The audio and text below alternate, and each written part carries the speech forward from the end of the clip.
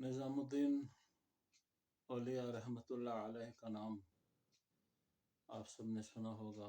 بہت بڑی اللہ والی ہستی گزری ہیں۔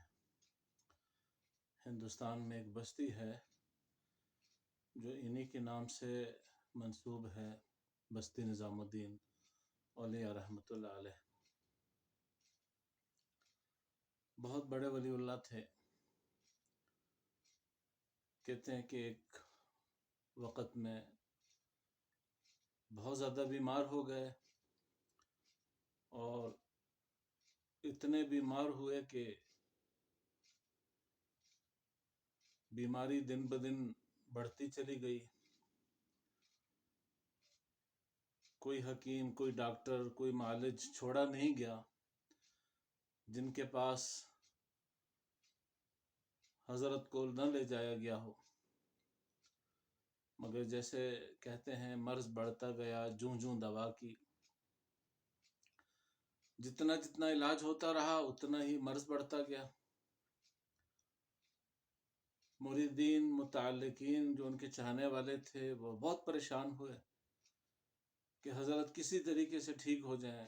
کہیں پتہ چلتا کوئی ڈاکٹر آیا ہوا ہے باہر سے یا کوئی حکیم بڑا سمجھدار آیا ہوا ہے تو فوراً اس کے پاس لے چلتے اور حضرت کا معائنہ کرواتے، کوئی دوائی وغیرہ وہ دے دیتے، لیکن حضرت ٹھیک نہیں ہو رہے تھے۔ حضرت کی بیماری روز بروز بڑھتی چلی جا رہی تھی، حتیٰ کہ ایسا وقت بھی آ گیا کہ حضرت پر غشی آ جاتی، بے ہوش ہو جاتے۔ تو آپ کے جو مریدین تھے، متعلقین تھے، انہوں نے مشورہ کیا کہ ہم کیا کریں اس بارے میں۔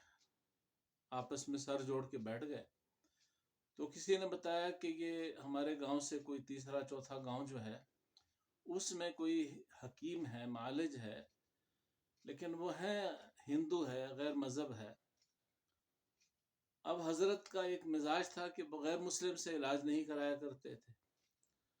اب مریدین نے کہا کہ حضرت کی صحت بھی لازمی ہے تو ہم کیسے اب حضرت کو منائیں، لیکن حضرت مان کے نہیں دے رہے تھے۔ تو ایک مرتبہ مریدوں نے مشورہ کیا کہ جو ہی حضرت پر غشی آ جائے، حضرت پر بے ہوشی ہو جائے تو ہم ان کو اٹھا کر لے جائیں گے اس حکیم کے پاس، معالج کے پاس، اور وہ اپنا علاج کر دیں گے۔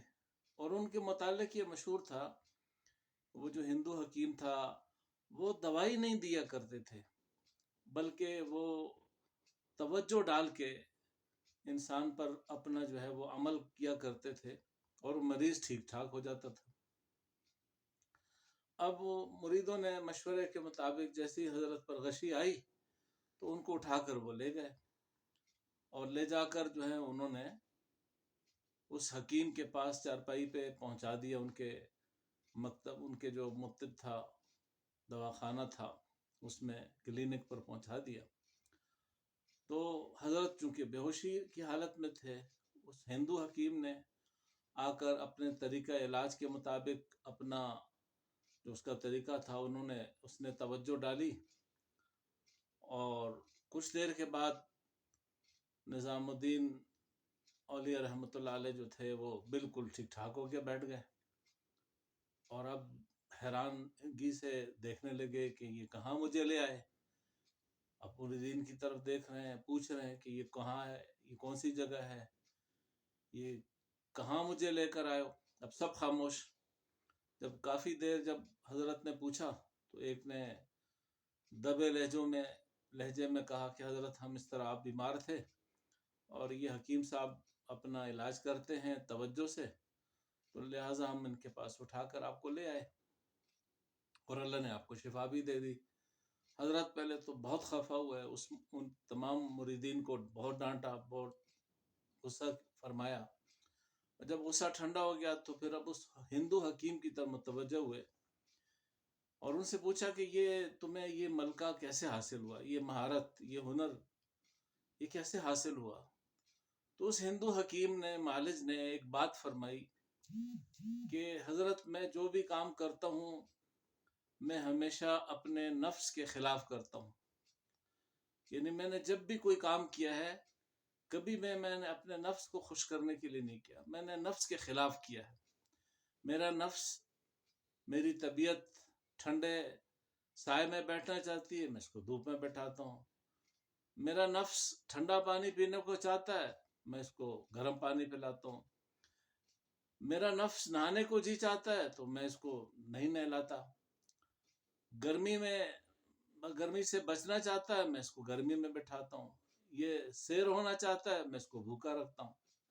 غرض میں جو بھی کام کرتا ہوں میں اپنے نفس کے خلاف کرتا ہوں. اس کی برکت سے اللہ رب العزت نے مجھے یہ ملکہ عطا کیا، یہ مہارت عطا کی، یہ ہنر، یہ فن عطا کیا کہ اب میں جن لوگوں کا بھی علاج کرتا ہوں اپنی توجہ ڈالتا ہوں تو اللہ میری اس توجہ کی وجہ سے اللہ اس کو صحت دے دیتے ہیں.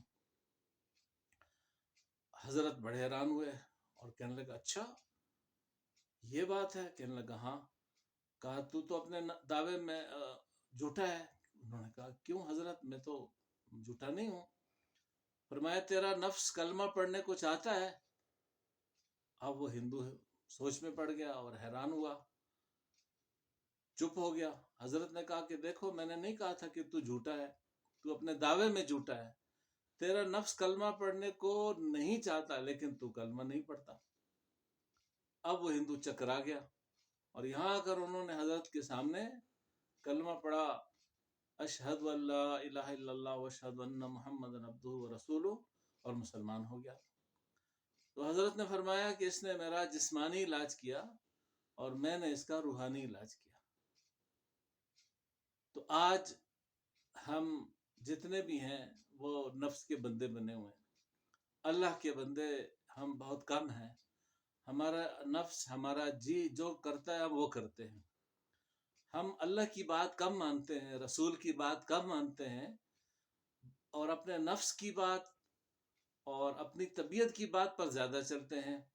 ہمارا نفس صبح سویرے گرم بستر سے اٹھنے کو نہیں چاہتا، لیکن ہم اپنی نفس کی مانتے ہیں. ہم مسجد نہیں جاتے اور بڑی مشکل سے گھر میں اگر اٹھ کے پڑھ لی تو پڑھ لی، ورنہ مسجد جانے کی تکلیف نہیں کرتے کیونکہ نفس نہیں چاہتا. اور یہی نفس ہمیں جب کہتا ہے کہ چلو صبح سویرے اٹھو واک کیا کرو، ڈاکٹر نے کہا ہے، واک پہ بہت سارے لوگ چل پڑتے ہیں. اور صبح صبح نفس کہتا ہے کہ گرم گرم چائے پی لو، تو یہ بھی ہم کر لیتے ہیں. صبح صبح نفس اخبار پڑھنے کو چاہتا ہے، ہم یہ بھی کر لیتے ہیں. لیکن جو اللہ اس کا رسول چاہتا ہے ہم اس کے خلاف، یعنی ہم اس کے مطابق نہیں کرتے، ہم اپنے نفس کے مطابق کرتے ہیں. ہم اپنے رب کے جو مرضی ہے اس کے مطابق نہیں کرتے، اپنے نفس کے مطابق کرتے ہیں، جس کی وجہ سے آج ہم اللہ سے دور ہوتے جا رہے ہیں. ہم یعنی جو اللہ کا قرب ہے اس سے دور ہوتے جا رہے ہیں. اور رسول پاک صلی اللہ علیہ وسلم کی جو زندگی ہے، مبارک زندگی ہے، سنت زندگی ہے، آج ہم اس سے دور ہوتے جا رہے ہیں. تو ضرورت اس بات کی ہے کہ ہم اللہ کے مطیع بنیں، اللہ کے فرمان بردار بنیں، اللہ کے رسول صلی اللہ علیہ وسلم کے ساتھ ہمیں سچی عشق ہو اور سچا لگاؤ ہو، تاکہ ہم اللہ رب العزت کے احکامات اور رسول پاک صلی اللہ علیہ وسلم کے طریقوں کو اپنی زندگی میں نافذ کر سکیں، اپنی زندگی میں جاری کر سکیں. ہم اسلام پسند نہ ہوں بلکہ اسلام پر چلنے والے ہوں. یہ نہیں کہ صرف اسلام ہمیں پسند ہے، بلکہ ہم اور آپ سب اسلام پر چلنے والے ہوں، اللہ کے حکم کو پورا کرنے والے ہوں. جب صبح اذان ہو اللہ اکبر اللہ اکبر، تو ہمارا نفس ہمیں مجبور نہ کرے کہ ہم بستر کے اندر ہی پڑے رہیں اور ہم سے دیکھتی آنکھوں نماز قضا ہو جائے. اس لیے کہتے ہیں جو انسان سچی نیت کر کے صبح سویرے اللہ سے مانگتا ہے رات کو کہ اللہ میں اٹھوں گا، صبح کی نماز پڑھوں گا، اللہ اس کو ضرور اٹھا دیتے ہیں. اللہ ہم سب کو نفس کے خلاف کرنے کی توفیق عطا فرمائے.